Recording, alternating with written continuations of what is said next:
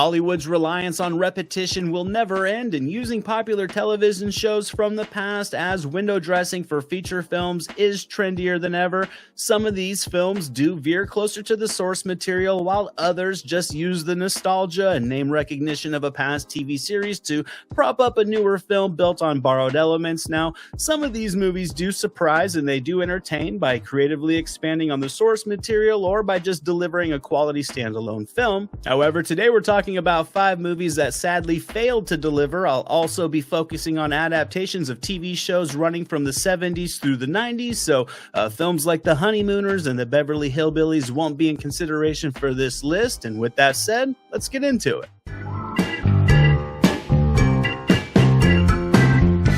Coming up first at number 5 is the newest film on this list. The Fall Guy would run from 81 to 86, spanning 113 episodes and 5 seasons. The show was led by Lee Majors, who played a Hollywood stuntman that moonlighted as a bounty hunter, and his role in the 24 film would be taken over by Ryan Gosling, with Emily Blunt taking over the character played by Heather Thomas. Now, I recently went to the theater to watch this film. I used to be a press critic, and I would get so excited to go watch these big blockbusters in the theater on opening weekend. So I was kind of feeling that a little bit when I went into this one. I would say the movie overall does have its moments. I think a lot of the action does work, and it surely is visually appealing. I would also say brief spots of humor are chuckle-worthy, but it's not a funny film because way too much of the humor is aimed for Zoomers when the film is clearly targeted to Gen Xers. So The Fall Guy isn't a bad movie, it's just a very mid movie. It's a film that tries to do way too much and appeal to way too many different demographics. It's really trying to be a straightforward comedy, and when so many of the jokes don't land and the characters feel a bit too goofy, the bloated runtime also becomes an issue. I would say Gosling and Blunt have their moments of charm. They sell a lot of scenes with decent chemistry, but this movie needed to be about 25 minutes shorter, and with such a loose inspiration to the show, this movie should have just been its own thing and revolved around Hollywood and stunt work and added more of a meta approach, and it might have been a little bit more entertaining.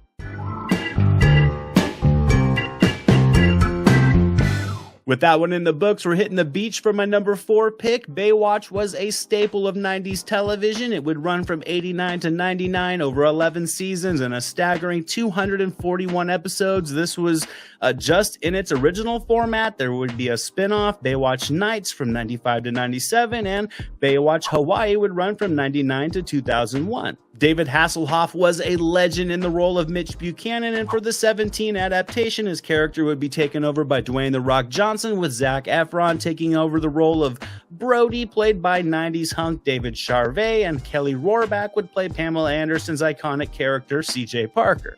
Now, I love dumb comedy probably more than most people. I can find humor in crude and raunchy material very easily, so I actually do enjoy sections of Baywatch. I think outside of Efron and Johnson, there's a collection of comical characters, and at times this movie sort of feels like Caddyshack on the beach. But as a Baywatch movie, it certainly is a miss. The constant focus on innuendo and jokes keeps the tone from ever feeling like the delightfully melodramatic show that many of us loved back in the day. I think Johnson's just being Johnson, Efron's being Efron. There's plenty of sun-soaked skin in this film. Its mindless plot carries much of the runtime, but this movie feels more like a comedy set around lifeguards that simply used Baywatch as a name to get more butts and seats, because this one really felt closer to Baywatch than it did Hasselhoff's classic show.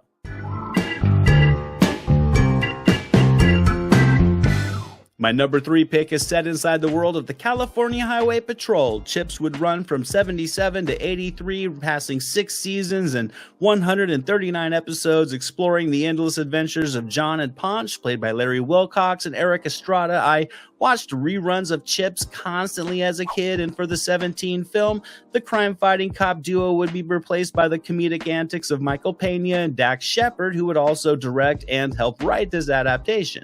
Now, much like Baywatch, there are spots of humor in this adaptation. Some of the lazy jokes do land for me, and a few of the comical situations deliver mild laughs as well, but too many of the jokes don't land, and it's a barrage of mindless high school humor that rarely feels like the show that it's supposed to be inspired by. I think Shepard and Pena have brief stints of amusement, but overall they're chemistry for me doesn't really land, and the lazy plot does nothing to boost the entertainment value. Chips feels like it's trying too hard to be 21 Jump Street with the comedic direction, but sadly the sense of humor in this movie is just lacking. The plot is uninspired, and the comedy feels like sketch material slapped together into an assembly line storyline, when really this movie should have gone more serious, ramped up the action, dialed the laughs back a little bit, and aimed for something with more of a Lethal Weapon tone as its approach.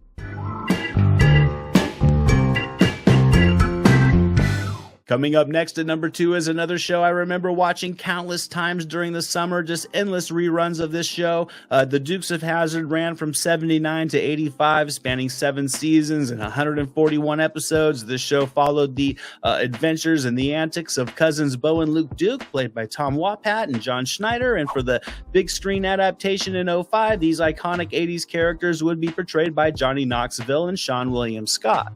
This is yet another adaptation that was completely undercut by its juvenile sense of humor. The casting overall isn't that great in my opinion, although Scott, Knoxville, Reynolds, and Nelson, and even Simpson do have their moments of being slightly funny here and there, but this is a movie that just feels like the Hazzard cast were ripped into the future. Nobody really leaves a comical imprint due to the prepubescent jokes. The forced raunchy tone just feels lazy. I'll admit there are a handful of great chase sequences, as you would hope. The stunt work during these set pieces can admittedly pull you up in your seat and have you smiling a little bit, but the following scene, delivering a cheap setup for laughs, will pull you right back down in your chair. The plot's unimpressive, and really this movie should have just cut the dumb elementary school humor altogether. It should have kept the plot in the time period of the show and actually taken itself seriously to be a worthy Dukes of Hazzard adaptation, and not something closer to a Dukes of Hazzard porn parody without the happy ending.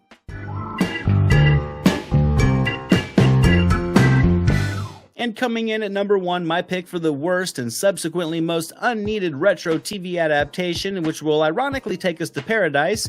Fantasy Island would deliver a pair of TV movies and run from 77 to 84, releasing 152 episodes over 7 seasons. The mysterious Mr. Rourke and his assistant Tattoo, played by Ricardo Montalban and Hervé Villechaize, were iconic 80s TV characters, and for the 2020 horror prequel, these roles would be taken over by Michael Pena and Jimmy O. Yang.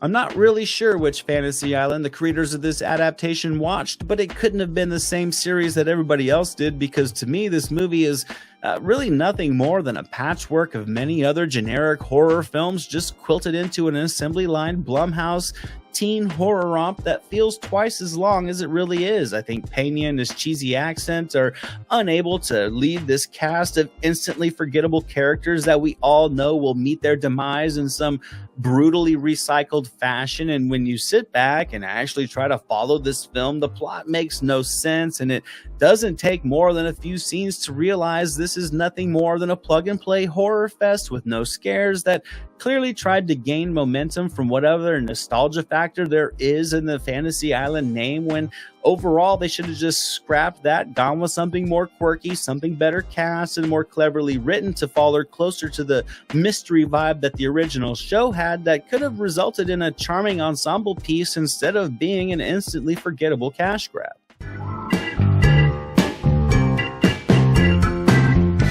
And that wraps up this video for today, guys. These are my picks for 5 film adaptations of popular retro TV shows that had their moments, but ultimately failed to deliver entertaining films, and ultimately never really needed to be made in the beginning. I think in some cases, some of these films should have just maybe left the reliance on name recognition to the side and made some tweaks to character names and story points here and there, and just been standalone films on their own. But that's just my opinion. Let me know what you guys think of these films down in the comments. I'll also be doing a video covering my picks for 5 of the best TV film adaptations coming very soon, so be on the lookout for that.